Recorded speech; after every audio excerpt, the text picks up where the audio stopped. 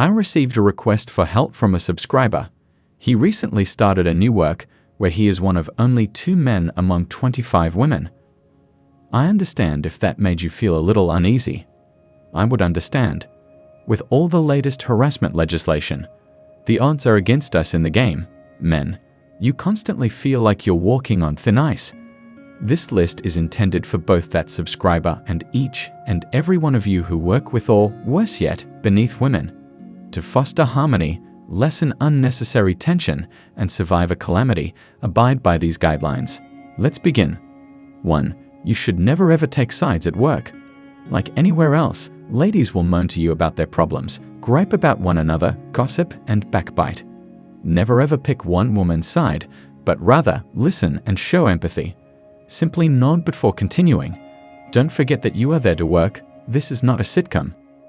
You won't become a man by engaging in gossip with women. Don't behave foolishly. 2nd, become used to declining offers of assistance. Working with women is very different than working with men. Not that males didn't ask for assistance, but most men will simply request that you stand in for them.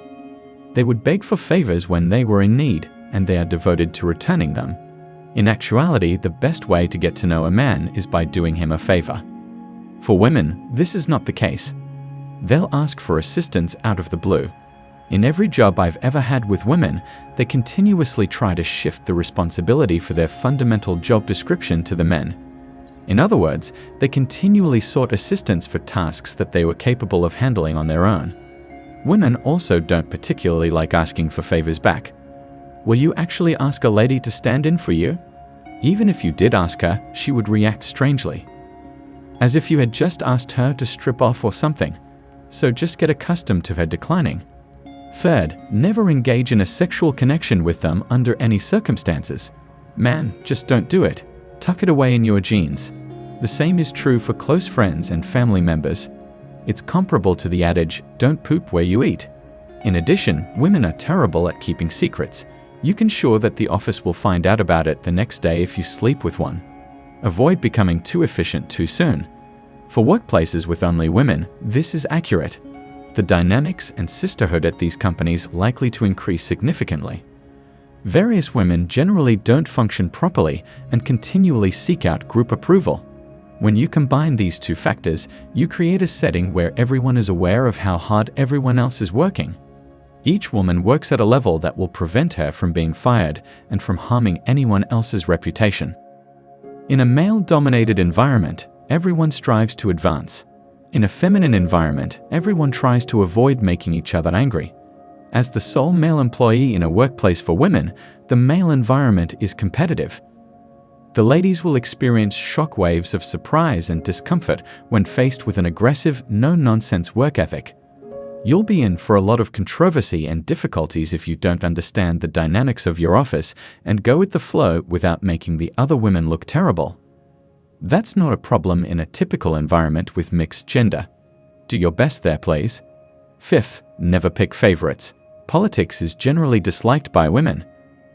They are more accustomed to plotting and covert operations. You won't find frontal confrontation and witness in a woman's profession, which is why politics requires them. Women will attempt to recruit you for their purposes. They'll try to recruit you as their more effective speaker. Don't be fooled by it. Just maintain a high level of conduct and avoid the sludge of female friendships.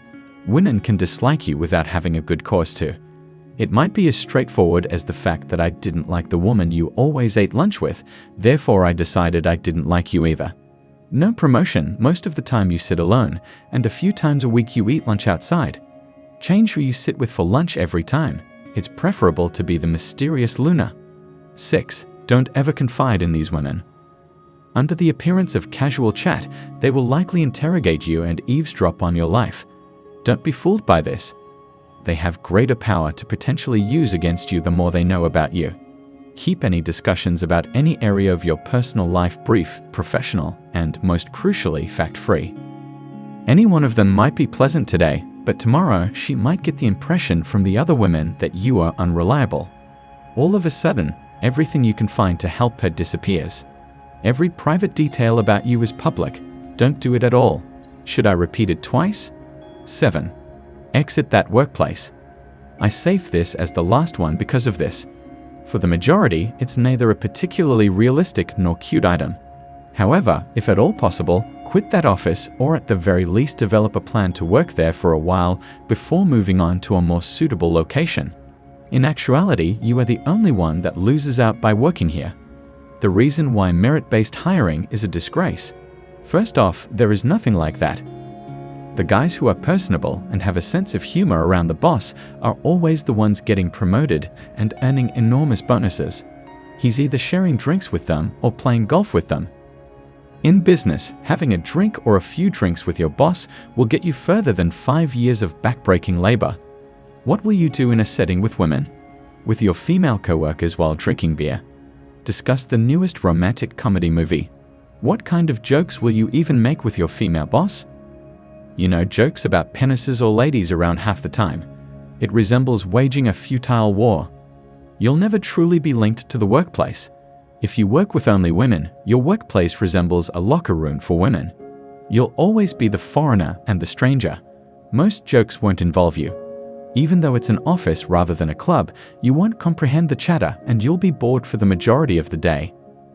However, you're missing out on a really effective strategy for building long-lasting relationships at work: office banter. And lastly, some guidance for individuals who operate in diverse settings. Even if their workplaces are typical, you guys must exercise caution. Never joke around with ladies. Don't do it at all.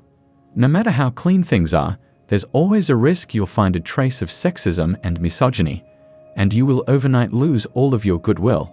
Don't associate with the creep who is pursuing his co-workers. Avoid that person like the plague. There's always one in the office. Finally, avoid discussing politics or human rights in the workplace at all costs. Even if you're asked about it during lunch, accept the prevailing opinion, then resume your work, not completely silent. If she's truly bothering you, say a word or two, but stay away from lengthy discussions. Just nod and carry on with your original task. Now that we have finished the advice, let me share a personal experience with you before I wrap up this video. I got to know a seasoned aerobics instructor in her 50s. She was a cool lady who had a traditional Midwestern attitude and was extremely forthright. Because she was motivating, she made a fantastic trainer.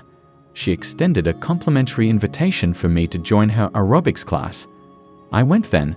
Enjoyable, good cardio. I found it interesting that I was the only man in the room, so I got up and gave it my best 100 chat effort.